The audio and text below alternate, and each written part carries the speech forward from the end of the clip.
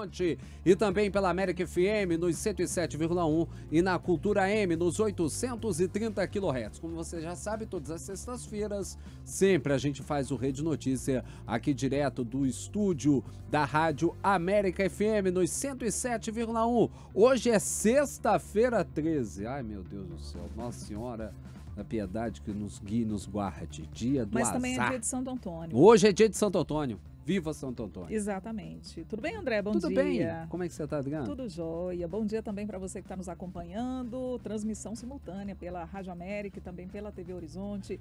Eu sou Adriana Ferreira, muito bom estar na sua companhia. A partir de agora você acompanha, então, Rede Notícia, o jornal feito, né, com muita informação e, é claro, com muito dinamismo para você saber de tudo que está acontecendo em Minas, no Brasil, no mundo. Ô, Adriano, você já colocou Santo Antônio pendurado de cabeça para baixo, embaixo da cama? Não, André, eu nunca fiz isso, não. Na verdade, não, né? Eu sempre acreditei que as coisas têm que acontecer no momento certo. Então, forçar a barra, acho que não adianta, não. Coitado de Santo Antônio, viu, gente? Ajuda o Santo Antônio aí. Santo Antônio é tão bonzinho. Faz isso com o bichinho, não. E pensa o seguinte, o que vem forçado normalmente é porque não era para vir. Então é livramento, viu? Deixa as coisas acontecerem naturalmente, livramento. Como diria a música. Exatamente. O amor, quando tem que surgir, ele surge e explode dentro da gente, que é algo realmente que é divino, né? Como diria, né? É um dos dons, né? Ainda que eu falasse a língua dos homens e dos anjos, sem amor nada seria. É a carta de Paulo. Exatamente, que linda, né? Tá lá em 1 Coríntios 13, né? Os dons, né? E você falando pode dos dons do Espírito. Com certeza. E chamar o pessoal para participar com a gente, né, André? Exatamente. Manda um WhatsApp pra gente, 31996802910, 31996802910. Eu quero também sua participação e a sua inscrição no nosso canal no YouTube, Rede Notícia TVH, @Rede Notícia TVH. Se ainda não visitou, não, visite, você vê todos os dias, depois do programa, os cortes, as íntegras dos programas e também as íntegras das entrevistas.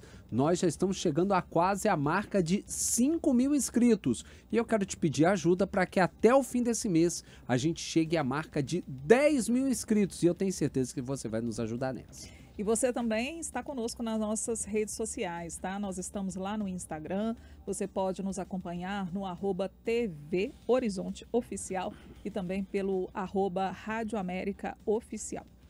Nós vamos começar o Rede Notícia dessa sexta-feira falando aí sobre a tensão cada vez maior no Oriente Médio, né? O ataque de Israel ao Irã e a contraofensiva de Teherã, né, que estão sacudindo o mundo. O grupo de brasileiros está nas imediações de Tel Aviv e entre eles o prefeito de Belo Horizonte, Álvaro Damião, que foi até Israel para conhecer tecnologias de segurança implementadas por aquele país e que poderiam ser colocadas à disposição da população em Belo Horizonte. Para você que está acompanhando a gente, é importante, né, você saber o que está por trás disso tudo e a gente vai contextualizar tudinho aqui para você o que aconteceu, né, e o que deixou o mundo estupefato, né, o mundo todo mobilizado por conta desses ataques. É o seguinte, Israel lançou nessa sexta-feira ataques contra uma centena de alvos no Irã, incluindo instalações nucleares, também instalações militares,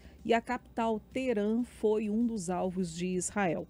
O Irã confirmou a morte do chefe e do alto comandante da Guarda Revolucionária, o chefe do Estado-Maior e a morte de 6 cientistas nucleares. Dezenas de pessoas, gente, ficaram feridas. Os números ainda são muito incertos, né? Porque a gente tem notícias pela TV iraniana de que são aproximadamente 95 feridos, mas é possível que esse número se modifique, porque aos poucos, né, as informações vão se atualizando. O premier israelense, Benjamin Netanyahu, já falou que foi um ataque preventivo e o governo de Teherã falou que o ataque de Israel foi uma declaração de guerra. A gente vai conversar agora para a gente entender um pouco mais sobre todo esse imbróglio e todo esse panorama que se instala a partir desses ataques com o professor do curso de Relações Internacionais e Direito do Instituto de Ciências Sociais da PUC Minas, Dani Zarredinho. Prazer falar contigo, Dani, depois de tanto tempo. Dani, que é uma pessoa muito querida do meu coração, uma pessoa que eu gosto muito e admiro muito. Obrigado por nos atender, pela gentileza. Ô Dani, o que, que a gente pode entender disso tudo? A gente está vendo uma escalada de ataques bélicos que começou lá, né, aquelas ações do Hamas contra Israel, e daí, a partir daí, realmente a escalada da ação de Israel é cada vez maior. E o Benjamin Netanyahu falando de um ataque preventivo, mas um ataque preventivo que mais dá impressão de quase que uma declaração de guerra de Israel contra o Irã. Eu estou pensando errado, Dani? Boa tarde. Boa tarde, também manifestar minha alegria de estar com vocês, né, entre amigos queridos.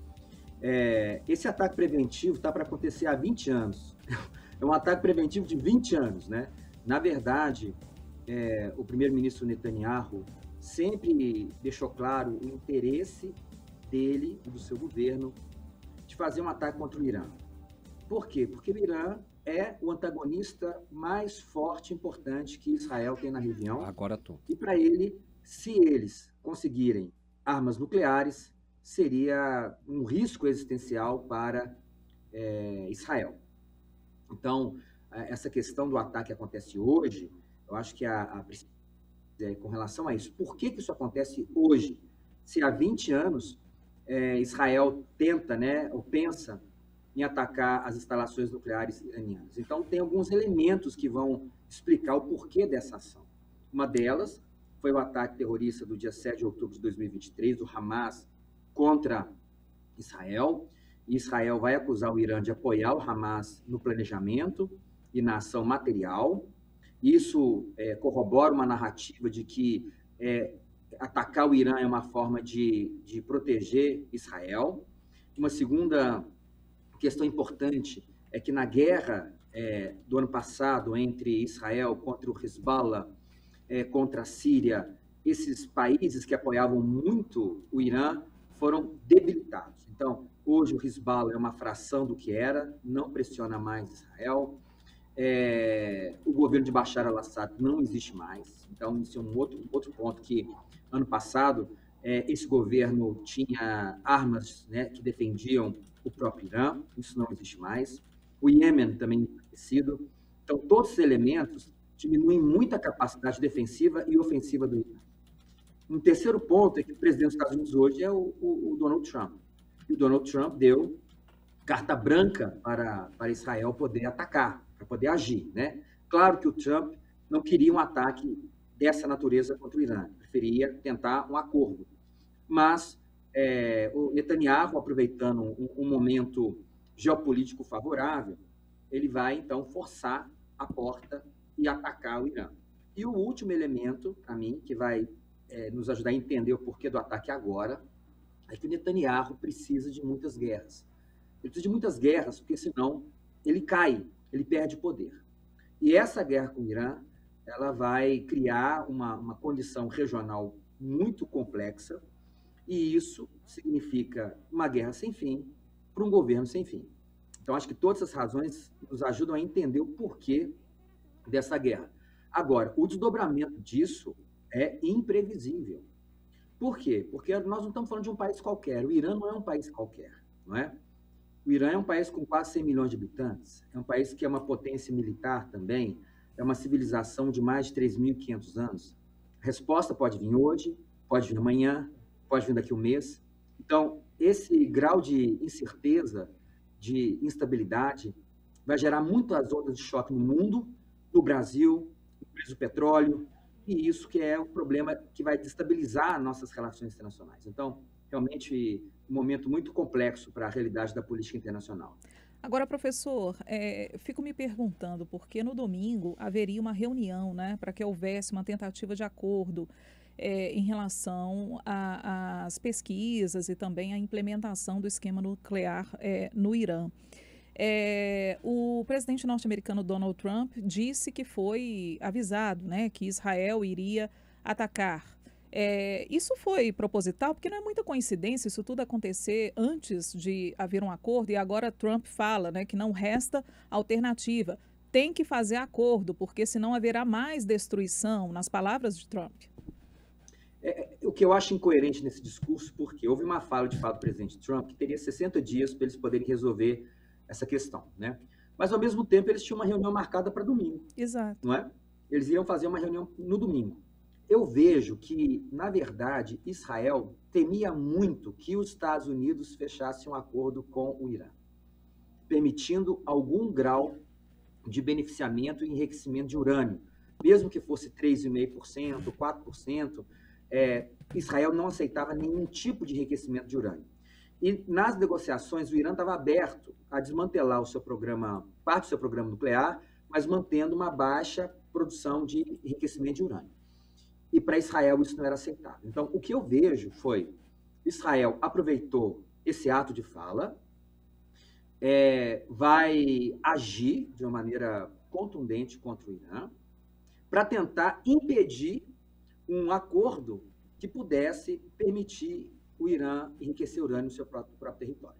Só que essa é uma aposta muito alta. Mesmo o Irã estando muito mais enfraquecido que há um ano atrás, porque hoje não tem o apoio mais do Hezbollah, não tem o apoio mais do Bashar al-Assad na Síria, as milícias xiitas no Iraque não conseguem apoiá-lo tanto mais, o Iêmen também muito, muito fragilizado pelas ações dos Estados Unidos e Israel. Então, realmente a condição hoje do Irã é muito diferente, muito mais fragilizada. Mas ele continua tendo o arsenal de centenas de milhares de drones suicidas, de mísseis balísticos e de outros recursos para se proteger. Agora, como que ele vai usar? Quando que ele vai usar? Ele vai ficar calado depois de receber mais de 800 ataques aéreos no seu território? Né? Eu não acredito. Eu vejo também que os chineses e os russos já condenaram os ataques, mas provavelmente nos bastidores... Isso que eu fico impressionada, porque o próprio Vladimir Putin condenando o ataque e a guerra na Ucrânia em pleno vapor. Mas é claro que aí é uma questão de retórica de também fazer uma declaração de apoio ao Irã, sinalizando de alguém que sempre estão caminhando aí nos últimos anos juntinho um do lado do outro, né, professor? O maior fornecedor de drone suicida para a Rússia é o Irã. Exato. Não é? Foi muito importante na guerra da Ucrânia. Eles têm acordos estratégicos e militares conjuntos. Então, acho que nos bastidores deve ter muita pressão para ver até onde isso vai, mas calados os iranianos não vão ficar. Talvez o que Israel tente agora é debilitar a infraestrutura nuclear iraniana para que algum acordo seja fechado e Israel ganhe mais tempo, né, sem um Irã nuclearizado ou que possa buscar arma nuclear. Porque, para mim, o recado que o Irã recebe agora é o seguinte: pode procurar arma nuclear, porque nós não estamos respeitando a sua soberania. Eu vejo que, internamente para o Irã, esse tipo de ação reforça a presença dos conservadores e reforça a busca por arma nuclear. Obrigado, quero agradecer ao professor Dani Zahedini, diretor do Instituto de Ciências Sociais da Pontifícia Universidade Católica de Minas Gerais. Bom final de semana para o senhor, professor. Muito obrigado. Pois é, o professor que está sendo muito solicitado também no dia professor de hoje, que porque não se fala, é uma referência, uma referência nas questões envolvendo o Oriente Médio, e felizmente conseguimos contato e trazê-lo aqui para que a gente possa, né, entender melhor e explicar o que está por trás de todo esse evento, né, que aconteceu, esse ataque envolvendo Israel e Irã. Só reforçando aqui também, André, que por conta desse ataque, né, as bolsas começaram completamente malucas, bolsas de valores, né? Então começaram em queda, barris de petróleo lá nas alturas. Então a gente vai ver todo um movimento também econômico ocorrendo por conta desses ataques envolvendo Israel e Irã. Mas como a gente estava falando, a gente tem também o prefeito de Belo Horizonte lá em Israel. Ele está nas imediações de Tel Aviv, que teve que se abrigar, inclusive, em um bunker para se proteger nessa madrugada, depois que as sirenes desse local onde eles estavam, né, o prefeito está junto com uma delegação de brasileiros, de autoridades brasileiras, e em um vídeo que ele postou nas redes sociais, ele tranquilizou a população e tranquilizou as pessoas. A gente vai acompanhar um trecho. Esse aqui é o bunker, aqui é a entrada deles, a porta, uma porta de aço. Essa é uma porta de aço. As paredes do bunker tem essa largura aqui, ó. 2 palmos, 40 centímetros aproximadamente. Aqui é uma antessala do bunker, ali fecha, aí você passa para cá, fecha essa outra porta, e aqui nós estamos dentro do bunker, foi aqui que a gente passou a madrugada toda. Fomos liberados agora há pouco para poder ir para os quartos, para descansar um pouco, porque de acordo com eles está mais administrado. Eu vou mostrar para vocês aqui o que é o bunker aqui, ó. São estrutura de cimento armado, isso aqui deve ter uns 60 centímetros de largura, essas pilastras, 3 pilastras como essa.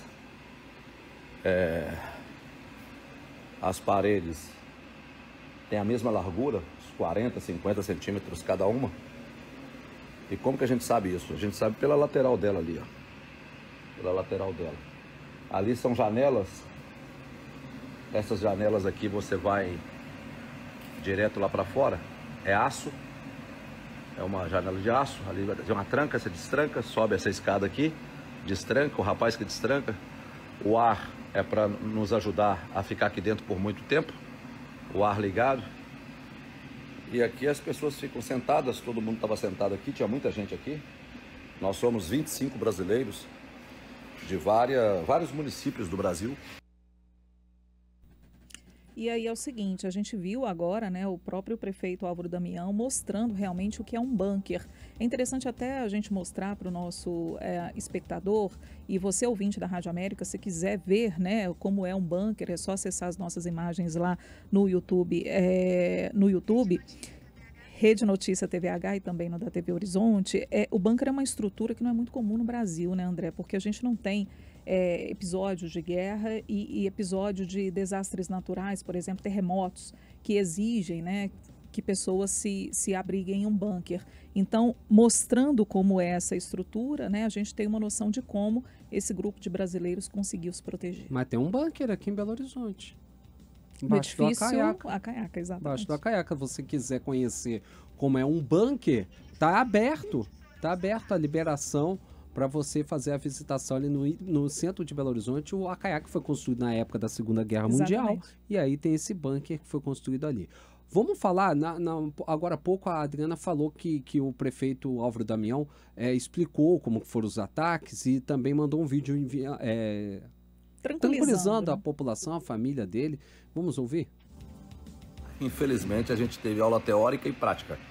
Aí veio a aula prática. Estava dormindo, era 2h55 da madrugada, quando eu acordei com um barulho, uma sirene. Abri a janela do quarto e vi que a sirene estava tocando mesmo, no bairro. Nós estamos a 20 quilômetros de Tel Aviv, estamos a 50 quilômetros aproximadamente de Jerusalém. Tocou a sirene, coloquei a primeira roupa que tinha, peguei o passaporte apenas, bati no quarto do lado, chamei o Lobato para a gente correr para cá, vim para cá para o bunker. No que a gente estava vindo, aí tocou uma sirene no celular, um alerta no celular. Esse alerta é muito alto, um alerta muito alto, muito mais do que um despertador, muito alto, e vibrava o celular, mandando a gente procurar imediatamente um bunker. Aí viemos todo para cá. Como a gente, primeira vez que passa por isso, nunca tinha visto, só vi em filme, ficamos muito assustados, muito tensos, muito preocupados, mas aí eles foram nos acalmando, conseguiram nos acalmar. Ficamos aqui 1h30, 2 horas mais ou menos, 3 horas mais ou menos. Aí depois liberaram para a gente poder ir para o quarto, para descansar um pouco. Estamos descansando, fizeram um lanche para a gente, estamos esperando aqui. Nós estamos aqui a convite do governo de Israel, as passagens compradas pelo governo de Israel, passagem comprada de volta para sexta-feira da semana que vem. Como aconteceu tudo isso, obviamente a gente vai no primeiro voo que a gente tiver condições de voltar para o Brasil, a gente vai voltar para o Brasil. Mas dependemos do governo israelense e do governo brasileiro. Israelense porque o espaço aéreo está bloqueado aqui de Israel. Então tem que esperar o espaço aéreo desbloquear para a gente poder voltar. Eu confesso para vocês que a gente não sabe que hora que vai ser e como que vai ser, mas só espero que esteja no Brasil muito em breve. Acredito que isso vai acontecer. Tenso, muito tenso. Agora está tranquilo, mas vai ficar tranquilo até quando? A gente não sabe. É o que a gente sempre se pergunta, né? Até quando esse tipo de situação vai continuar se perdurando no Oriente Médio e com as potências mundiais fazendo assim, ó, tapando os olhos, ou só defendendo os seus interesses, né? A delegação, ela estava prevista a viagem de retorno para sexta-feira que vem, como disse o prefeito. Afinal de contas, eles estavam visitando as vários estruturas. municípios, né, em Israel, para conhecer tecnologias realmente de segurança. Por isso que o prefeito falou, né, que houve aula teórica e aula prática. Mas só que o espaço aéreo está fechado, então não há realmente uma previsão de quando esse grupo vai conseguir retornar ao Brasil. Vamos agora para o intervalo, são meio-dia e 20... Agora é meio-dia e 23 minutos, seu André? Não, são 12 horas, não tem 12 problema. horas e 23 minutos. Aí sim, são 12 horas e 23 minutos. Nós vamos para o intervalo rapidinho e na volta a gente vai falar de Propag. Teve reunião agora pela manhã do comitê gestor do Propag em Minas Gerais, na cidade administrativa, e a análise sobre a queda do referendo sobre CEMIG e Copasa na Assembleia. E a gente traz todos os detalhes depois do intervalo.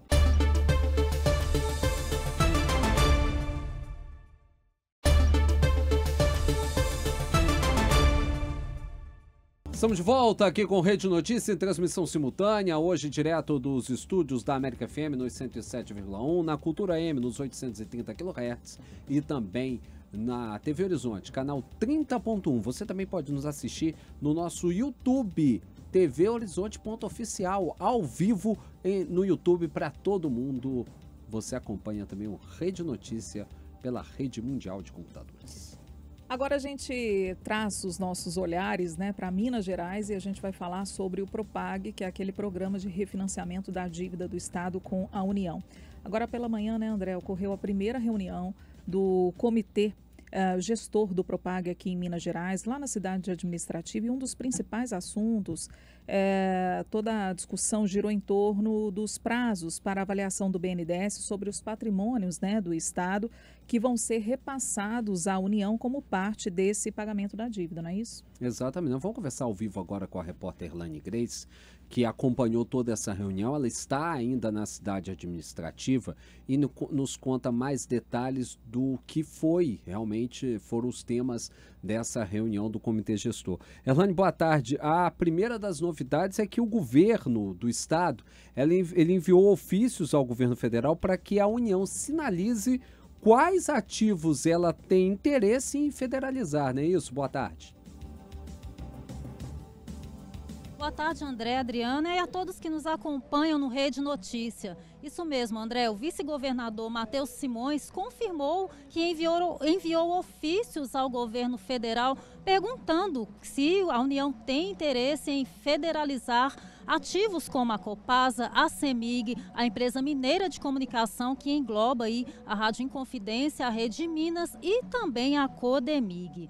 Ele disse que o BNDES só deve concluir as avaliações desses ativos até o meio do ano que vem. Por isso, o Estado precisa apresentar uma lista de bens maior, né, que possa ser utilizada como parte do pagamento da dívida com a União. O Matheus Simões ele ainda cobrou agilidade na Assembleia na aprovação dos projetos do Propag. Vamos ouvir o que ele disse. Isso agora é uma notícia definitiva. Não haverá avaliação das empresas antes do meio do ano que vem. Então, nenhuma empresa terá avaliação feita pela União, formalizada pelo BNDES, antes do meio do ano que vem. Qual é o problema disso? Nós vamos ter de oferecer às empresas sem saber o valor das empresas. Tanto a STN quanto nós concluímos em conjunto que isso significa que o Estado de Minas Gerais precisa oferecer mais ativos do que o mínimo de 34,5 bilhões de reais que seriam necessários, porque esses ativos sofrerão cortes ao longo do tempo depois que as avaliações forem feitas. Reforço, então, na importância de que a Assembleia vote todos os projetos para que a gente tenha esse saldo de manobra, esse espaço de manobra. Erlane, e aí eu te pergunto, porque falando sobre essa inclusão, né, de todos os ativos disponíveis, o vice-governador Matheus Simões, ele defendeu essa medida para que Minas possa alcançar aqueles 20% de desconto, porque caso isso não aconteça, o Estado acaba tendo que arcar com 10%, né? A gente vai ter 10% apenas de desconto, né? Eu queria que você falasse um pouco isso, é mais ou menos nesse sentido, né? Mesmo, Adriana, o objetivo aí é atingir, né, os 20% do valor total da dívida, que equivale a cerca de 34 bilhões de reais, para conseguir um maior desconto previsto aí no Propag. E de acordo com o governo também, isso garantiria uma economia de quase 4 bilhões de reais por ano, que são recursos aí que poderiam ser investidos em obras e serviços para a população. Vamos ouvir a fala dele novamente. Estar desenquadrado dos 20% significa uma perda de mais de R$1 bilhão por ano. Eu tenho visto algumas pessoas aí dizendo, dá para enquadrar nos 10%? Eu falei, dá, a gente só vai gastar 1,7 bilhão a mais por ano, mas dá para inclusive não enquadrar em nada e gastar 3,4 bi a mais por ano. Eu prefiro me enquadrar e economizar 3,4 bilhão e outros 3,4 bilhões eu investir ou no fundo dos estados ou em saúde e em educação e infraestrutura. Então, por que nós estamos tentando cumprir os prazos que estão no decreto como prazos guia? Porque fora desses prazos, a insegurança para o Estado é muito grande sobre qual vai ser o nosso enquadramento dentro do programa a partir de 1º de janeiro. Erlane, e enquanto os projetos envolvendo o Propag estão em tramitação, em análise na Assembleia Legislativa, começou hoje a ser analisado um outro projeto tido como muito importante pelo governo do Estado, que é o que determina o fim da consulta popular, do referendo, para que o Estado possa privatizar Copasa e CEMIG. E aí o governador em exercício, Matheus Simões, ele defendeu a aprovação dessa PEC na reunião e a privatização da Copasa, não é isso? É isso mesmo, André, exatamente. O vice-governador, ele defendeu também, né, durante a reunião, a aprovação da PEC, que acaba aí com a exigência de referendo para privatizar, né, a CEMIG e a Copasa. De acordo com ele, a privatização da Copasa permitiria redirecionar os recursos que hoje estão na empresa para cumprir as metas de investimento do Propag. Vamos ouvi-lo novamente. Voltando a falar sobre Copasa uma última vez. Copasa tem uma importância dupla, porque mesmo que a União não queira a Copasa é uma fonte muito lógica de receita para o pagamento dos investimentos compulsórios decorrentes do Propag no valor de 1,7 bilhão de reais por ano. Eu preciso tirar esse dinheiro de algum lugar e hoje ele não existe dentro do meu orçamento. A Copasa seria um bom caminho para isso, até porque acho que já é unanimidade entre prefeitos que são clientes da Copasa, entre os usuários e entre os deputados, que a Copasa precisa de uma modernização urgente para que ela possa responder melhor aos desafios do marco regulatório do saneamento, com a universalização do saneamento até 2030.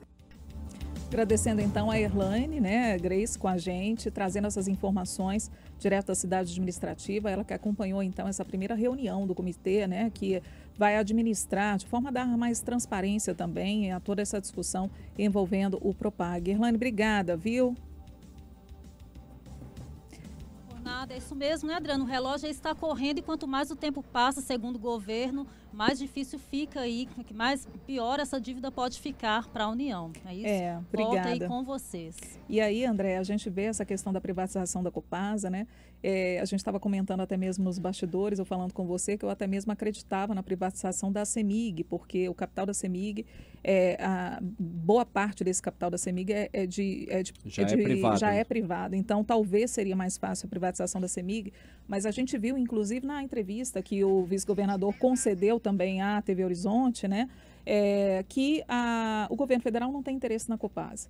Então, já que não tem interesse na Copasa, quem sabe a privatização é uma forma de ter esses recursos, né, garantir esses recursos para que tenha o governo, pelo menos, caixa para arcar também com outras despesas, né? E é exatamente sobre isso que a gente vai falar no próximo bloco, porque os deputados estaduais estão debruçados sobre essa proposta de emenda constitucional que determina o fim do referendo à consulta popular para liberar ou não a privatização de CEMIG e Copasa. Agora em Belo Horizonte, 12h36.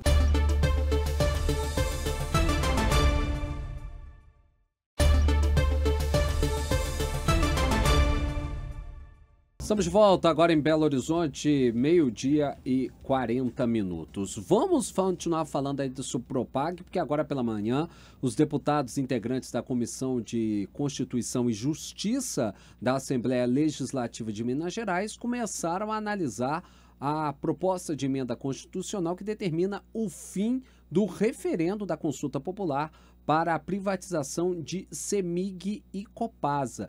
Assunto que é tido como de extrema importância pelo governo do estado. Aliás, essa PEC já está parada há mais de 1 ano e meio lá na Assembleia e começou a andar agora, né, Adriana? Começou a andar e a gente vai, né, saber os detalhes com o nosso repórter que está lá na Assembleia, o Giovanni Rodrigues. Giovanni, como é que está a movimentação, o clima por aí? Conta pra gente.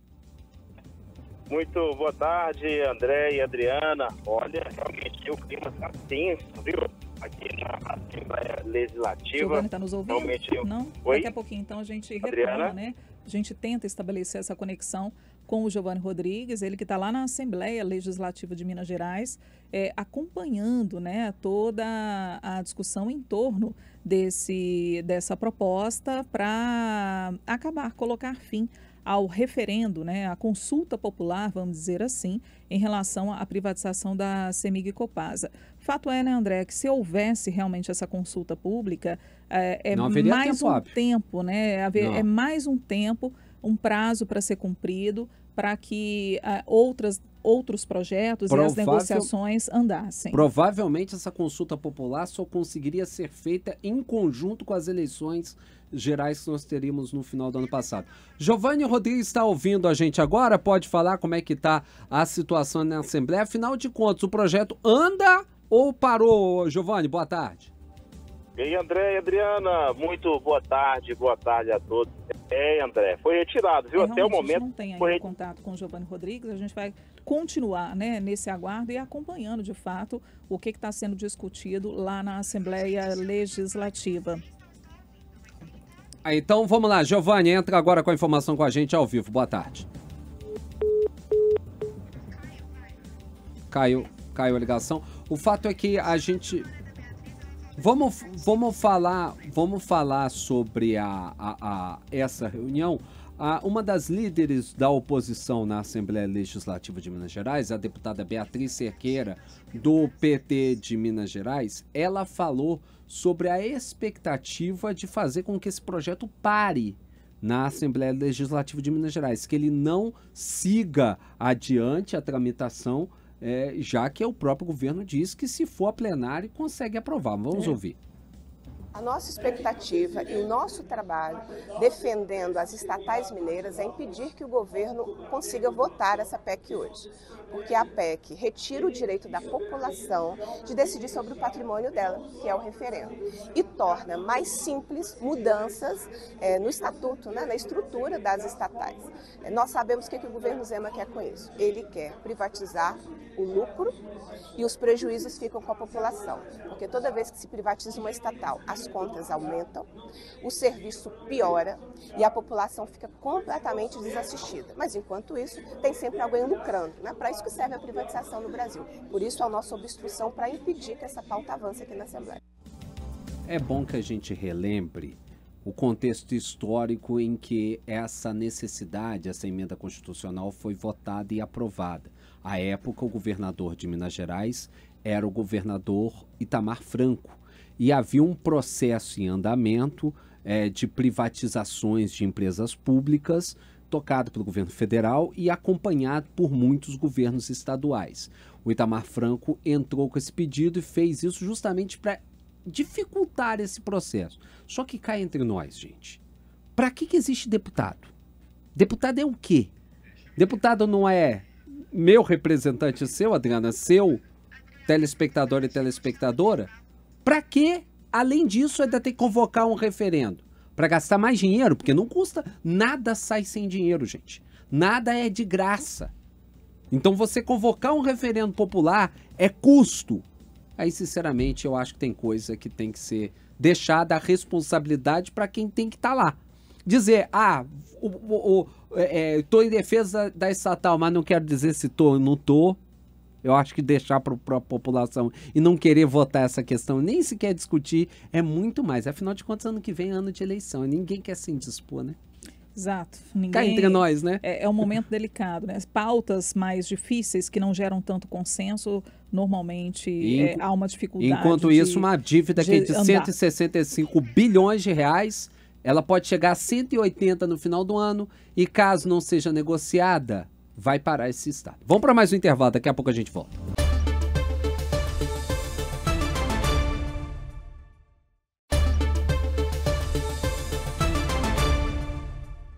Estamos de volta aqui pela tela da TV Horizonte, no som da América FM e também da Cultura M, com o nosso Rede Notícia. Agora em Belo Horizonte, 12h e 47 minutos, Adriana. E a gente está conversando agora, a gente vai conversar com a secretária de Cultura aqui de Belo Horizonte, Eliane Parreiras. Eliane Parreiras, que é conhecida pelo seu batom vermelho, né, Eliane? Mas não tem como não reconhecer Eliane Parreiras, porque já é uma marca registrada e eu vou pedir licença aqui para deixar o senhora de lado do protocolo e chamá-la de você, a pedido também, inclusive seu, tá? Boa tarde, bem-vinda. Boa tarde, gente, é uma alegria estar aqui, né, nesse conjunto de veículos que são tão importantes e, assim, agradecer esse espaço para a gente falar de cultura, para a gente poder falar um pouquinho dessa riqueza cultural de Belo Horizonte. Obrigada mesmo.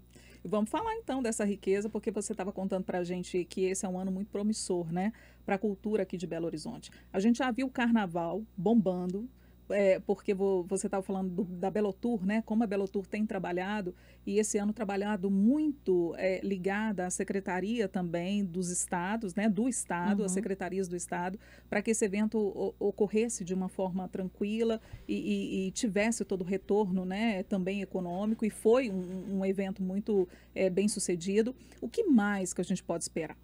Só para, né, você está falando do carnaval, eu acho que é importante a gente falar que o carnaval ele é uma política pública continuada.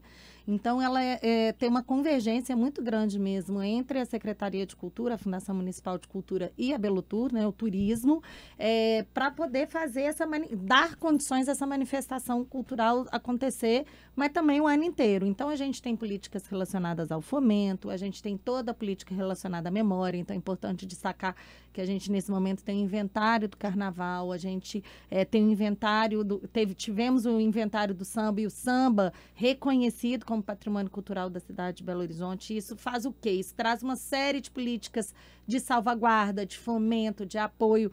Então, é uma política muito articulada e que ela, claro, deságua nesse grande momento do carnaval, né, do mês do carnaval, mas ele acontece o ano inteiro e, muito importante, assim, liderado com essa riqueza que é a manifestação cultural da sociedade civil, são os artistas, os gestores.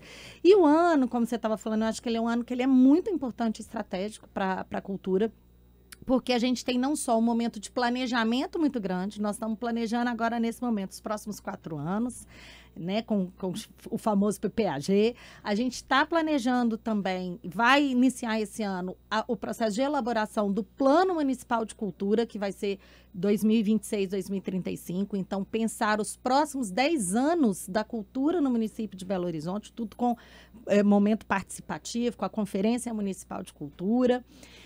Temos também um planejamento que está sendo feito pela Prefeitura de BH 2050, porque a gente teve BH 2030, agora a gente pensa o BH 2050.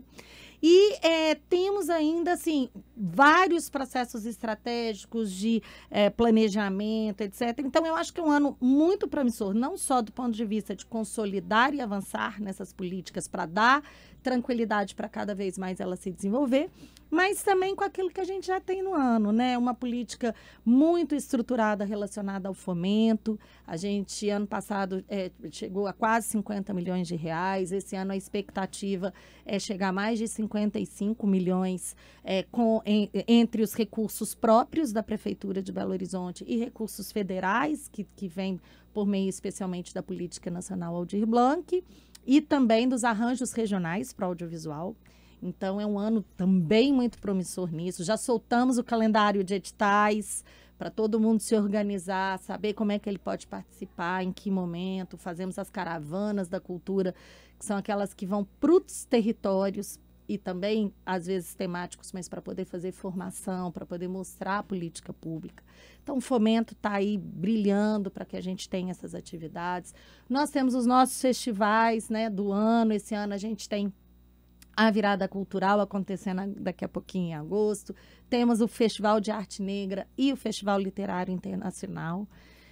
Então, também os festivais que têm uma importância grande, Circuito Municipal de Cultura, que também acontece em todos os territórios criativos, com descontorno cultural. Então, é uma programação muito intensa. Nossos museus, noturnos nos museus agora, no fim do mês, que é extraordinário, mais de 30 instituições museológicas de BH, museus e centros culturais de BH participando junto. Então, criação, fomento, difusão, para que a gente reconheça cada vez mais a riqueza e a potência que a cultura tem em Belo Horizonte. É isso que eu ia falar. Uma cidade que é tão efervescente, um local onde se tem tanta coisa bacana e tantas mentes brilhantes, tantas manifestações culturais e artísticas de esplendor, como é Belo Horizonte.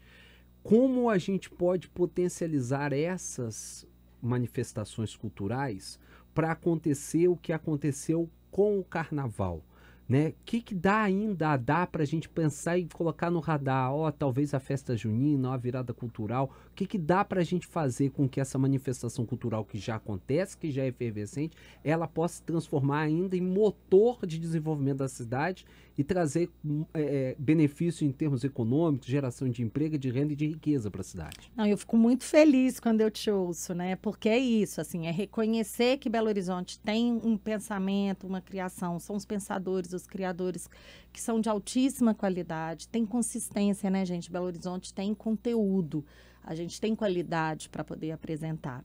E, ao mesmo tempo, reconhecer essa dimensão da cultura, que ela é tão importante, das artes, que ela é tão importante também no desenvolvimento econômico local, sustentável. A gente não consegue conceber o desenvolvimento de uma cidade hoje sem a cultura e a economia criativa estarem ali. Pouco tempo em Cannes. Cannes é conhecido no mundo inteiro por causa do seu festival de cinema. Exatamente. Então, assim, essa é uma das coisas, né? Quando você traz esse destaque, é exatamente isso, assim. Pensar como que a gente pode projetar também essa produção. E Cannes foi uma experiência extraordinária, nós fomos convidados para compor a delegação brasileira, participamos de painéis junto com a ministra Margarete Menezes, tivemos a apresentação de 9 filmes que estão em produção para poder buscar parcerias, coproduções, distribuidores internacionais. Então, esse caminho, trazendo já o gancho que você trouxe aí do destaque, da participação em eventos, da criação de formas dessa produção circular, se apresentar para o mundo, eu acho que também é um caminho muito importante, tanto para a internacionalização de Belo Horizonte. BH é uma cidade que tem muita personalidade, e essa personalidade está ligada à sua alma, está ligada à sua identidade cultural.